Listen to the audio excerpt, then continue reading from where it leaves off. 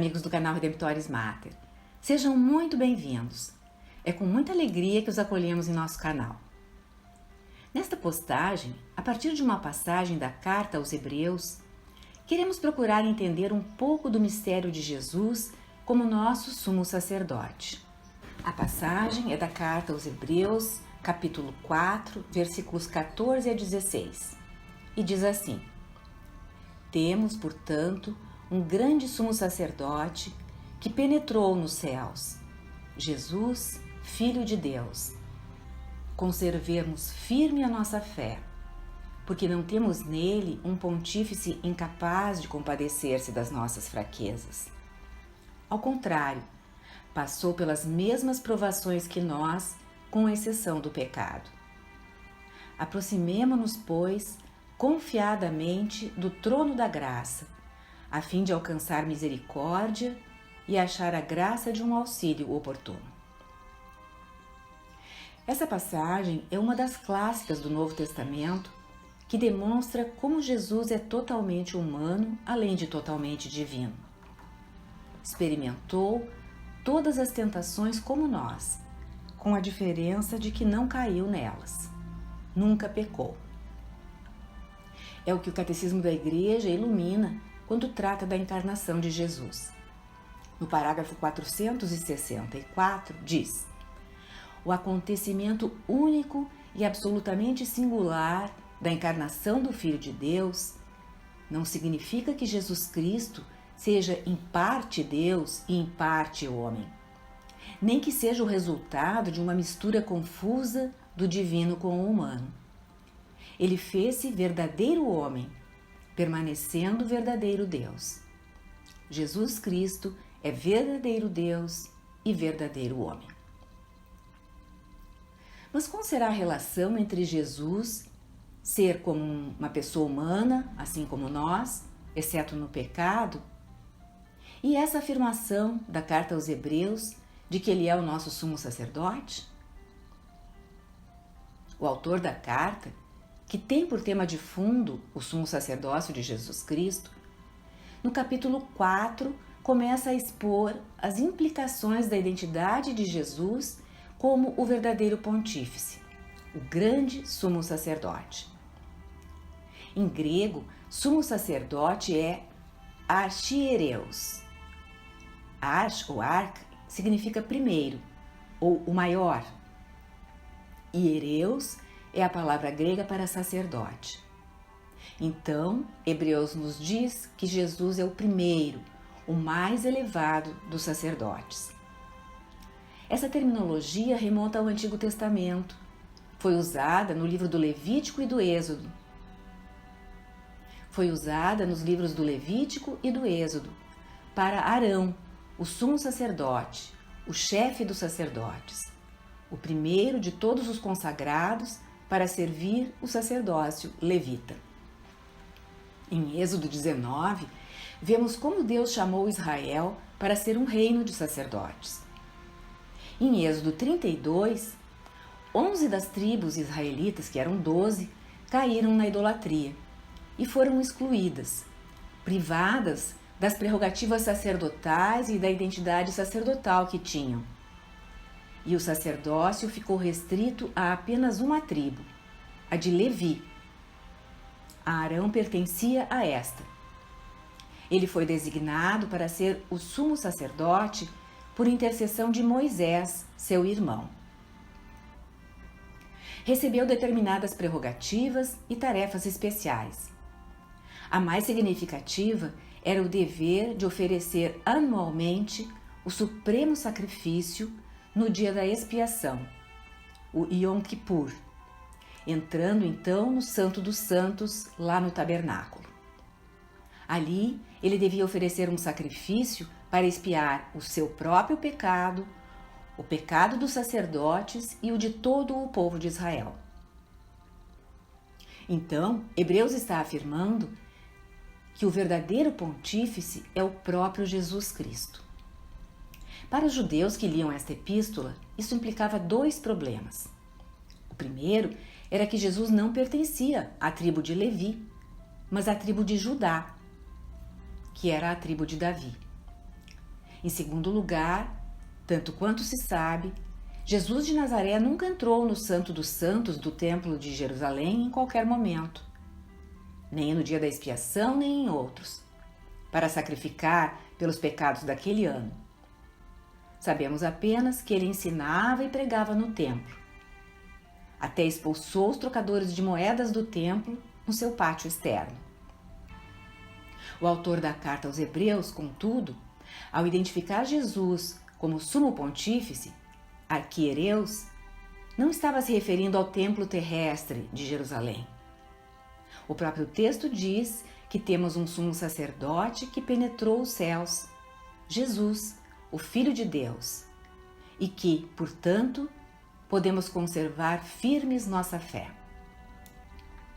Ao longo da carta, o escritor prossegue, identificando Jesus não como um tipo de sumo sacerdote como Arão, mas como o sumo sacerdote celeste, que oferece o sacrifício no santuário celeste. E esse sumo pontífice é capaz de apiedar-se de nossas fraquezas, porque foi tentado como os seres humanos são. A carta usa a mesma palavra grega que dizemos no Pai Nosso, quando pedimos que Deus não nos deixe cair em tentação. Seja sermos postos à prova, que é o que a tentação faz, seja a tentação do pecado. Postos à prova, de modo que se revele se faremos a coisa certa. Somos postos à prova, de modo que se revele se faremos a coisa certa, se escolheremos o bem ou o mal. Arão e todo o sumo sacerdote que o sucedeu pecavam. Arão, inclusive, cometeu um grave pecado descrito na Bíblia, fazendo um bezerro de ouro para adorarem, o pecado da idolatria. O ritual anual do Yom Kippur recordava a todos que o sumo sacerdote era também um pecador. Devia oferecer primeiro o sacrifício de um touro por seu próprio pecado. Em contrapartida, Jesus é totalmente humano, porém diferente dos sumos sacerdotes levitas, porque não pecou.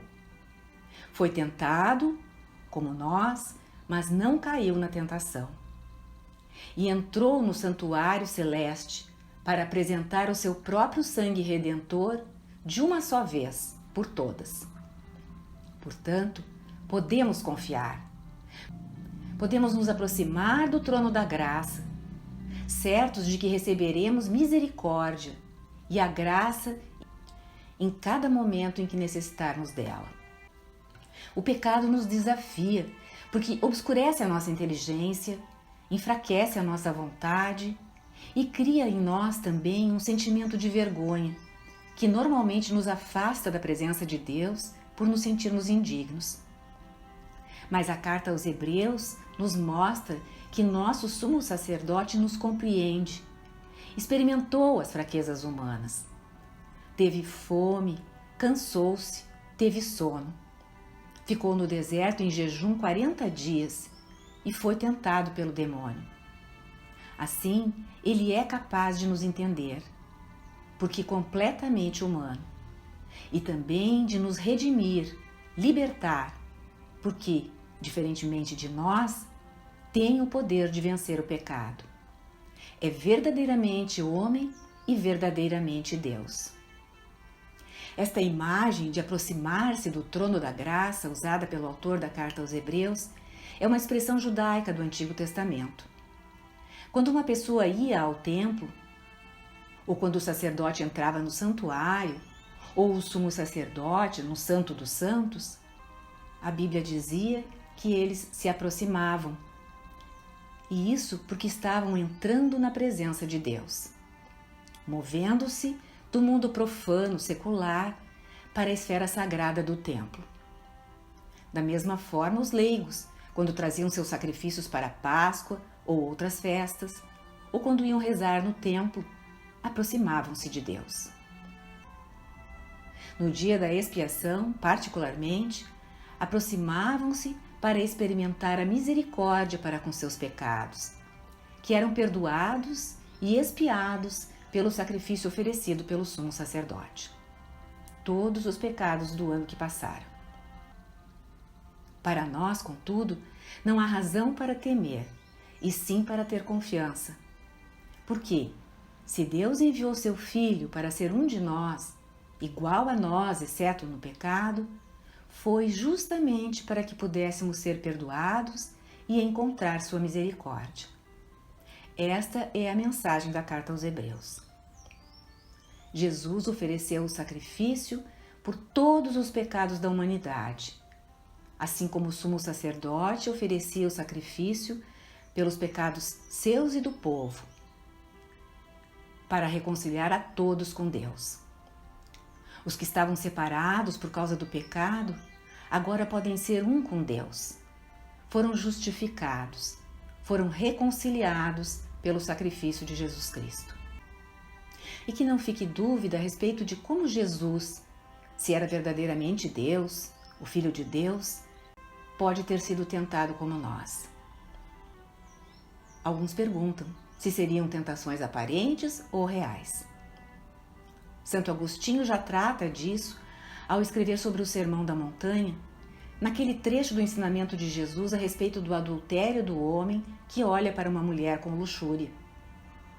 Um adultério que Jesus ensina ter sido cometido já no coração se ele for casado. A tentação aparece-lhe, ele gosta e consente. O Papa Gregório Magno, nas suas 40 homilias sobre os evangelhos, fez algumas distinções muito úteis para compreendermos essa possível dúvida sobre as tentações de Jesus.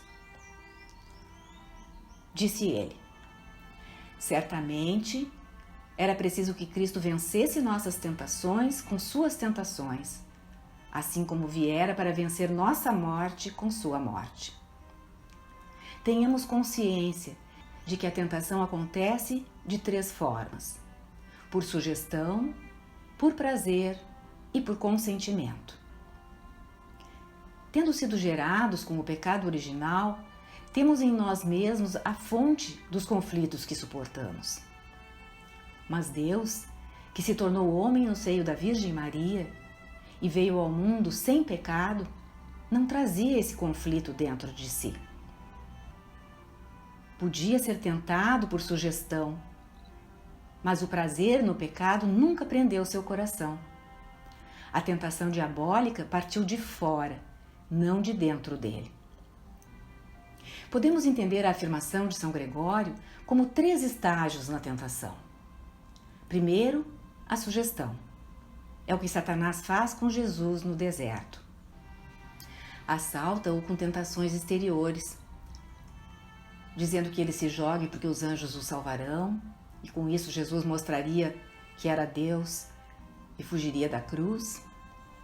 Diz que poderia transformar pedras em alimento, já que ele tinha fome pelos 40 dias de jejum, e mostra-lhe todos os reinos do mundo, do alto do monte, sobre os quais Jesus poderia dominar, se aceitasse a sugestão de Satanás.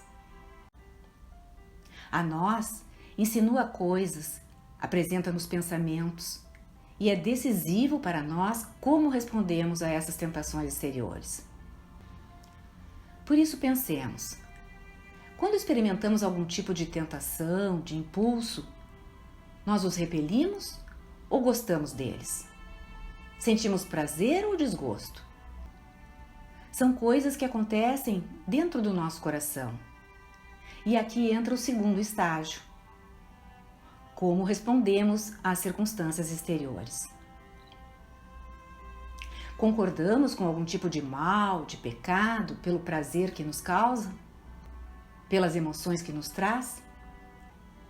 Em caso positivo, passamos ao terceiro estágio. Consentimos, nos rendemos ao pecado. Quando a carta aos Hebreus descreve Cristo como verdadeiramente humano, refere-se a isso. As diferentes tentações exteriores que o demônio lhe pôs foram reais e concretas. Jesus, embora as tenha experimentado, nunca se deleitou nelas e nunca consentiu. E são concretas também para nós. Porém, nós tantas vezes nos deleitamos e consentimos. e caímos. Esta é a diferença. Esses 3 passos certamente podem nos ajudar a compreender tal mistério. O de Jesus ter sofrido as tentações, embora não caindo nelas. Fortaleçamos-nos afastando as tentações assim que surgirem, afastando eventuais sentimentos prazerosos que elas nos sugerem. Mas, se e quando cairmos, somos convidados a nos aproximarmos do trono da graça. Isto é, a corrermos ao sacramento da misericórdia, a confissão de nossos pecados, e sairmos erguidos, purificados, perdoados.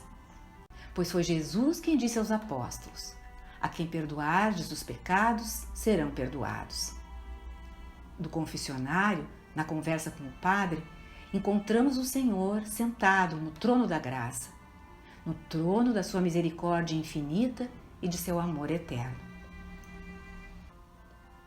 E, perdoados, podemos nos aproximar ainda mais, aproximarmos-nos do trono do altar, onde receberemos seu corpo e seu sangue preciosíssimo, o mesmo que ele derramou para o perdão de nossos pecados, e oferece eternamente no santuário celeste.